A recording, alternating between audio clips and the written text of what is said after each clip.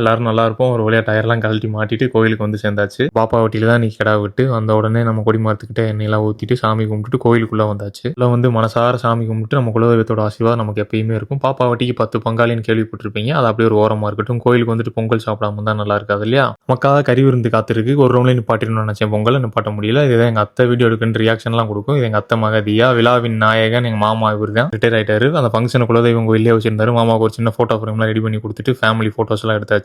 முக்கியமான விஷயத்துக்கு வரேன். சாப்பாடு எவ்வளோ முக்கியமோ அதோட நேரம் ரொம்ப முக்கியம். கரெக்டாக சாப்பாடுக்கு உட்காந்தாச்சு. சரியான சாப்பாடு, உண்மையிலே ரொம்ப நல்லா இருந்துச்சு. சாப்பிட்ட உடனே ஒரு 10 நிமிஷம் கண்ண மூடிடணும். அப்படி மூடிட்டு இருக்கும்போது ஒரு சத்தம். என்னடான்னு பார்த்தா சண்டை. கோயிலில் சண்டை வரலனாதே ஆச்சரியம். அப்புறம் கோயில் பூசாரி என்கிட்ட பேசிக்கிட்டு இருந்தாரு. என்னன்னு கேட்கும்போது பேரம் பேத்தி ஃபோனை உடச்சிருச்சான். இப்போ இருக்கிற பிள்ளைங்களாம் சோறு ஊட்டி வளர்க்கலையா, ஃபோன் ஊட்டி தான் வளர்க்குறாங்களாம். உண்மையிலே நல்ல கருத்து. பிள்ளைங்களை நீங்கள் என்ன கொடுத்து வளர்க்குறீங்களோ அப்படி தான் வளரும். நல்லதை கொடுத்து வளங்க. நீங்க சாரை முடிங்க, எங்களுக்கு ஆட்சி கேள்வி எங்களுக்கு வந்து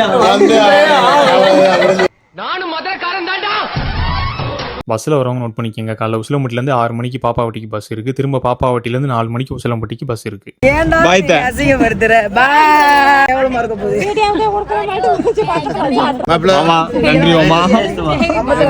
இந்த வாய்ப்பை ஏற்படுத்தி கொடுத்த எங்கள் குலதெய்வத்துக்கு மனமார்ந்த நன்றி. அப்புறம் அங்கேருந்து கிளம்பியாச்சு. நம்பிக்கையோடு இருங்க, நல்லதே நடக்கும். அடுத்த பயணத்தில் சந்திப்போம்.